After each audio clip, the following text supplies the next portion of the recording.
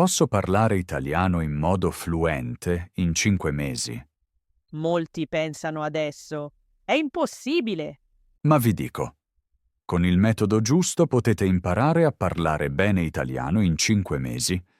In questo podcast vi spieghiamo passo dopo passo come fare. E quindi benvenuti al nostro podcast di italiano. Qui imparate l'italiano con dialoghi reali. Parliamo di temi quotidiani, così potete ascoltare tranquilli e usare subito le frasi. Io sono Lucirca. E io sono Giulia. Bello avervi di nuovo con noi oggi. Lo diciamo subito chiaramente. 5 mesi non vi rendono automaticamente fluenti. Ma cosa significa davvero parlare italiano in modo fluente? Molti sentono la parola fluente e pensano subito a un italiano perfetto. Ma non è proprio così. La maggior parte degli studenti si confronta con i madrelingua. Proprio questo crea molta pressione. Esatto. Ed è un'aspettativa poco realisticirca. All'inizio ho fatto lo stesso errore. Davvero? Sì. Per molto tempo ho pensato. Solo se dico quasi tutto bene posso parlare. Lo conosco molto bene. Ma il problema è questo. Se pensi così, spesso non parli proprio. E resti bloccato nella testa. Esatto. Molti dicono, voglio parlare fluentemente, ma in realtà intendono un'altra cosa. Per me, fluente spesso significa non voglio più bloccarmi, Non voglio più pensare mentre parlo. Giusto. Vuol dire anche, voglio restare nella conversazione. Non voglio cercare ogni parola nella mia testa. E non voglio andare in panico se mi manca una parola. Questo è un punto molto importante. Parlare fluentemente spesso vuol dire trovo un'altra via. Uso parole semplici o spiego in modo diverso. L'ho notato soprattutto nella vita quotidiana. Per esempio al bar o al supermercato. Non dovevo parlare perfetto, solo farmi capire. Esatto. Al bar nessuno dice frasi lunghe e complicate. Si dice vorrei un caffè. È più che sufficiente. E se sei nervoso, puoi parlare più lentamente. Questo mi aiuta molto. Respiro un attimo e poi parlo con calma. È una buona strategia. Molti studenti pensano di dover parlare veloce, ma parlare lento è spesso molto più chiaro. Ho anche notato che i madrelingua fanno pause, pensano, cercano parole. È normale. Assolutamente. Anche i madrelingua dicono a volte o allora. Fluente non vuol dire perfetto, ma naturale. Un altro esempio è il lavoro. Prima avevo paura di dire qualcosa di sbagliato. Oggi preferisco dire una frase semplice. Giusto. Per esempio, non capisco ancora tutto. È onesto e chiaro. E la conversazione continua. Prima restavo in silenzio e speravo che finisse. Molti migranti parlano così. Fanno errori, ma parlano. Proprio per questo sembrano fluenti. Sì, conosco molte persone che non parlano perfetto, ma sembrano molto sicure. Restano calme. La calma è una grande parte del parlare fluente. Se sei calmo, trovi le parole più facilmente. Ho imparato a darmi tempo.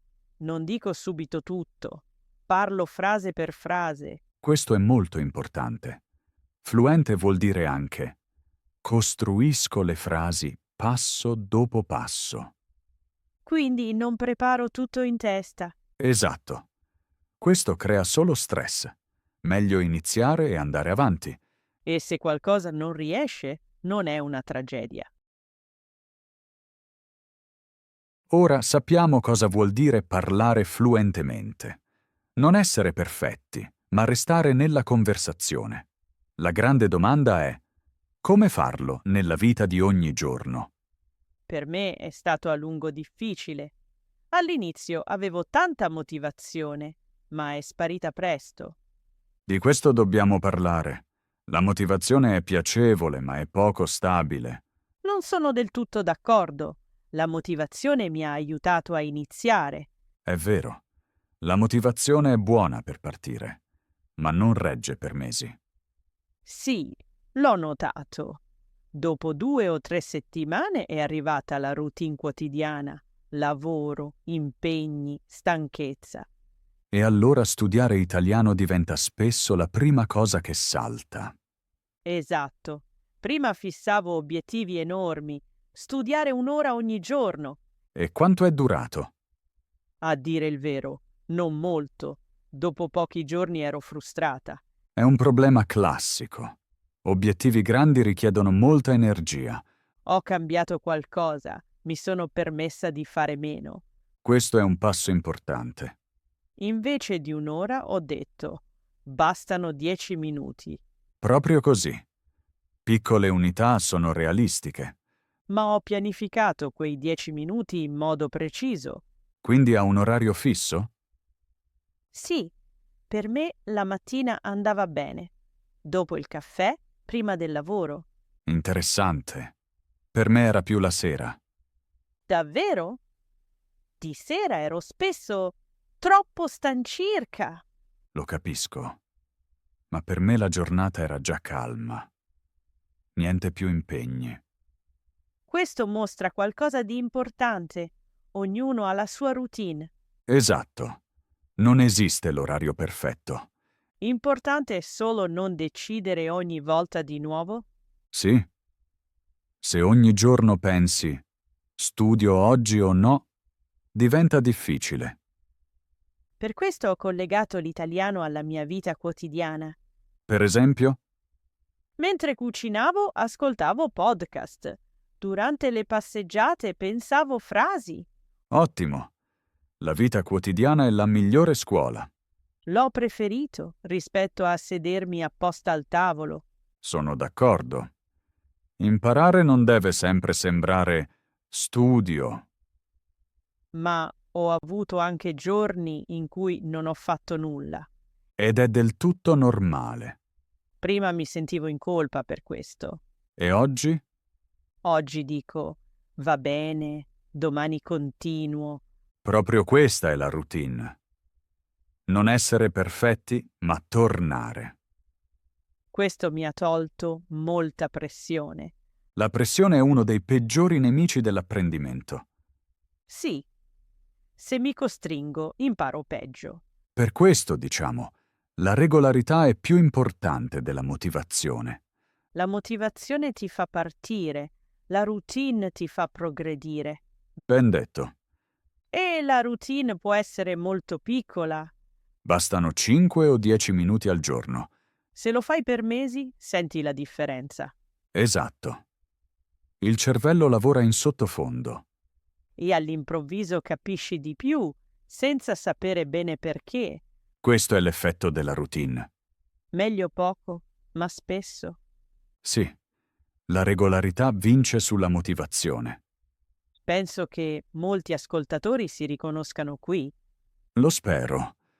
Così parlare fluentemente diventa realistico. Prima di continuare, vorremmo coinvolgervi un attimo. Sì, esatto. Parliamo molto di routine e quotidiano. Ma la vostra vita è sicuramente diversa. Alcuni di voi forse vivono in Italia. Altri studiano italiano in un altro paese. Perciò ci interessa molto. Da dove ci ascoltate? Siete a casa, in viaggio o magari andando al lavoro. E da quale paese venite? Se volete, scrivetelo nei commenti. Per esempio, ascolto dalla Spagna, oppure studio italiano in Brasile. Questo ci aiuta a conoscervi meglio. Ed è anche un buon piccolo esercizio di italiano. Basta una frase breve. Non serve scrivere perfetto. L'importante è usare l'italiano. Se questa puntata vi aiuta o vi ritrovate, lasciate un like. Così vediamo quali temi sono davvero importanti per voi. E ovviamente siamo felici se vi iscrivete al podcast. Così non perderete nessuna nuova puntata. Ora parliamo di un tema che tutti conoscono. Sì, proprio tutti. La paura di parlare. Molti studenti dicono: capisco molto, ma non oso parlare. E la cosa strana è, questa paura ha quasi niente a che fare con l'italiano vero. Esatto. È solo nella testa. Lo conosco bene. Sai cosa dire, ma poi ti blocchi. All'improvviso pensi: il mio italiano è pessimo. Tutti sentono i miei errori. Ma quasi mai è vero. No. Nella maggior parte dei casi sei molto meglio di quanto pensi. Dico spesso ai miei studenti: sentite i vostri errori più forti degli altri. Giusto. L'altra persona sente solo: ah, ti capisco. Oppure: ok, sta provando a parlare italiano. È positivo. Esatto. Nessuno ha una penna rossa invisibile. Forse solo tu stesso. Sì, siamo spesso più severi con noi stessi del necessario. Conosci quella sensazione alle feste? Quale? All'inizio quasi non parli. Pensi molto. Poi arriva magari una bevanda Sì, un bicchiere di vino o una birra. e improvvisamente parli molto più libero, Non perché l'italiano diventa migliore. ma perché la paura diventa più piccola. Pensi meno agli errori, E questo mostra qualcosa di importante, che il problema non è la lingua. ma la paura di sbagliare. E per questo non serve alcol. No, servono pratica e piccoli momenti di successo, Per esempio frasi corte. o risposte semplici. Dico spesso: meglio parlare semplice che non parlare. Sì, una frase semplice è meglio di una perfetta solo in testa. Molti aspettano il momento in cui si sentono pronti. Ma quel momento arriva raramente da solo. Arriva parlando. Esatto. Il coraggio viene dopo l'azione, non prima. Trovo questo pensiero importante. E ancora, gli errori non sono segno di cattivo italiano. Ma di italiano vero, Giusto? Chi fa errori parla chi non fa errori spesso non parla. e la lingua vive dal parlare. Non dal silenzio. Quindi il nostro consiglio: inizia in piccolo. Una frase al bar Una frase al supermercato. o un breve commento in classe. Poi noti spesso: non era così terribile. A volte era anche abbastanza ok. O perfino buono. E quella sensazione resta. E rende più facile il passo successivo, La paura non sparisce tutta insieme. ma diventa più piccola ogni volta. E un giorno noti: parlo e basta. Ed è un grande passo verso il parlare fluente. Imparare l'italiano è più facile di quanto pensano molti. Sembra quasi troppo bello per essere vero. Sì, ma lo dico sul serio. L'italiano alla fine è fatto di blocchi. Di parole, vero? Esatto. Parole che si uniscono spesso. La grammatica le collega. Quindi la lingua non è magia, ma un set di costruzioni. Giusto? Ed ecco il mio trucco migliore. Ora sono curiosa. Porta sempre qualcosa per scrivere le parole. Sempre? Sì, una penna e un piccolo quaderno, oppure il telefono. Lo faccio spesso anch'io con le note sul telefono. Perfetto. Perché incontri la lingua ovunque. Nelle conversazioni, in autobus, al supermercato, nelle serie. Esatto. Ogni volta che senti una parola nuova, hai due opzioni. O la ignori. Oppure la raccogli. Raccogliere sembra meglio. Assolutamente. Pensa alle parole come a carte da gioco, Non tutte sono subito importanti. ma alcune tornano sempre. Proprio quelle sono preziose. Se le scrivi succede qualcosa di importante. Diventi più attento. Esatto. Il tuo cervello pensa, ah, è interessante. E più tardi riconosci di nuovo la parola. In un'altra conversazione, in un podcast o in un testo. Allora sembra improvvisamente familiare. Ed è così che cresce il senso della lingua. Molti studenti pensano di dover imparare 1000 parole in una volta. Questo è l'errore. In realtà ne bastano poche, ma quelle giuste, Le trovi nella vita reale. non solo nelle liste di vocaboli. Esatto. Se senti una parola nella vita quotidiana, ha già contesto. Sai in quale situazione si usa Questo rende l'apprendimento molto più facile. e in un certo senso anche ludico. Sì. Raccogli parole, le provi, le combini. Come mattoncini Lego. Esatto. Un verbo, un nome, un aggettivo. E all'improvviso hai una frase. E poi un'altra. Così l'italiano diventa meno serio. È meno difficile. Io noto che ricordo meglio le parole quando le scrivo da sola. Non è un caso. Scrivere rafforza l'apprendimento. Anche se controllo la parola solo più tardi. Esatto. Non devi capire tutto subito Importante è che tu raccolga. e che resti curioso. Così l'italiano sembra più un gioco. E non come un esame. Questo toglie molta pressione. E proprio questo ti fa avanzare più veloce di quanto pensi. Ora arriva un'idea che per molti è sorprendente. Oh, ora sono curiosa. La maggior parte degli studenti di italiano sa già parlare. Davvero? A molti sembra diverso. Questo è proprio il problema. Sembra diverso da com'è in realtà. Conosco bene questa sensazione. Per molto tempo ho pensato, non posso dire nulla. Eppure avevi già capito molto. Sì, potevo seguire conversazioni, leggere testi e ascoltare podcast. Ma parlare sembrava comunque impossibile. Esatto.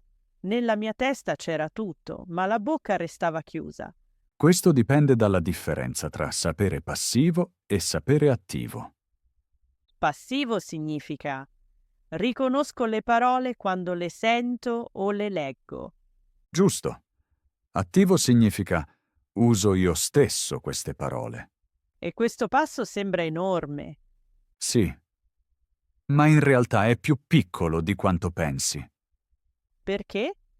Perché le parole sono già lì. Devi solo usarle. Penso che molti aspettino nuove parole. Esatto. Molti pensano, prima mi serve più vocabolario. Eppure quello che hai basta spesso già. Assolutamente. Facciamo un esempio semplice. Ok, Conosci le parole io, lavorare, oggi, stanco. sì, le conosco. Da queste puoi dire oggi sono stanco. Oppure oggi lavoro molto. Oppure sono stanco perché oggi lavoro. Sono 3 frasi con le stesse parole. Esatto. Nuove combinazioni, nessun nuovo vocabolario. Improvvisamente sembra fattibile, Ed è proprio qui che molti si bloccano.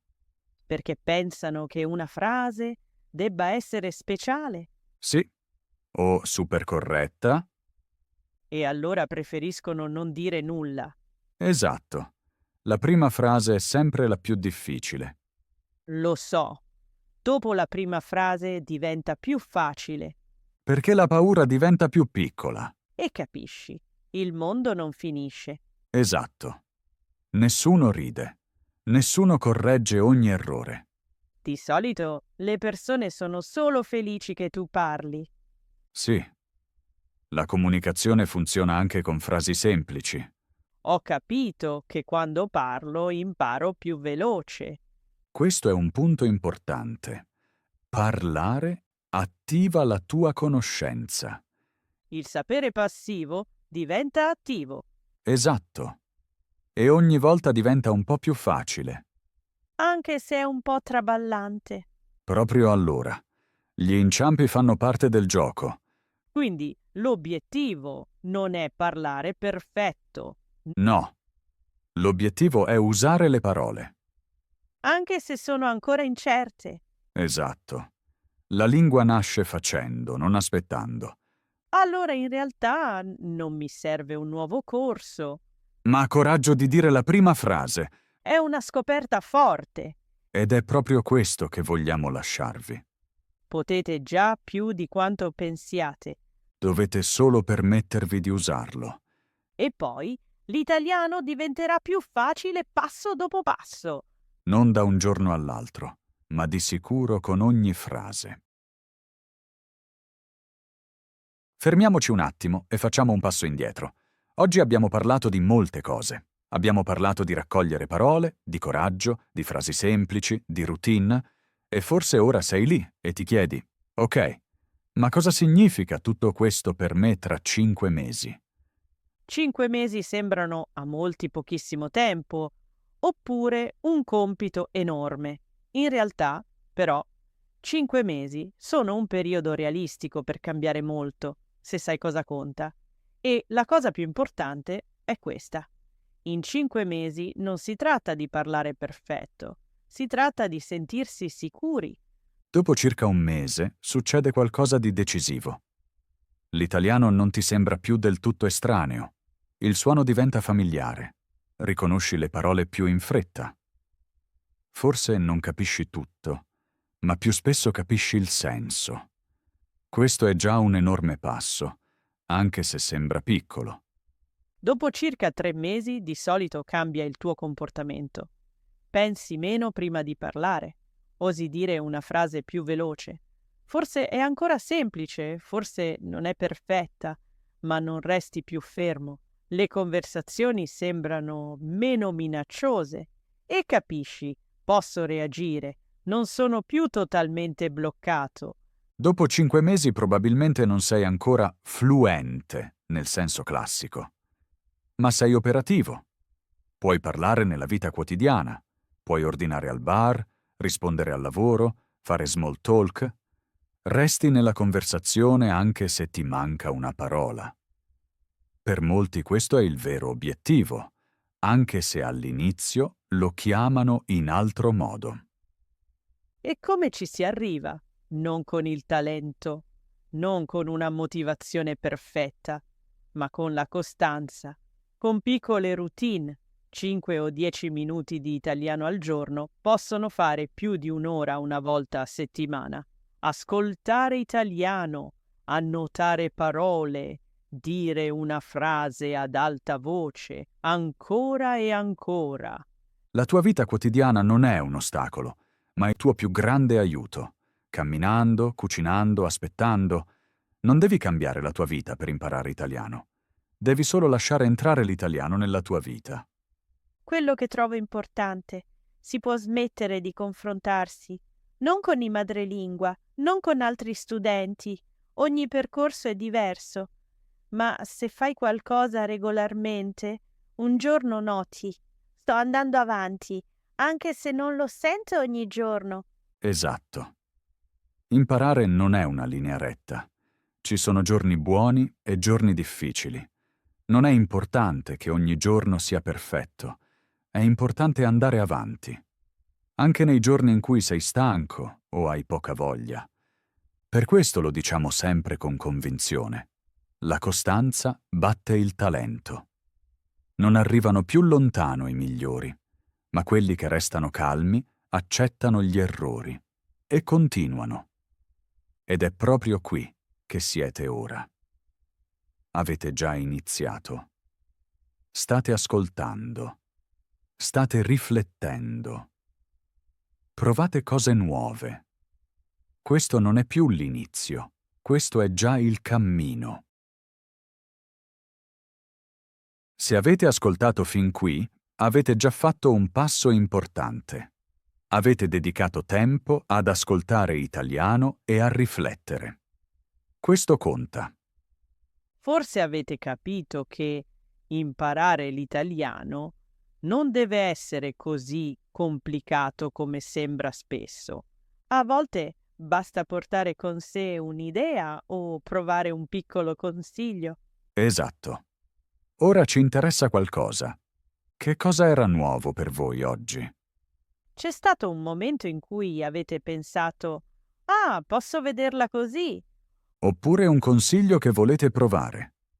Se volete scrivetelo nei commenti.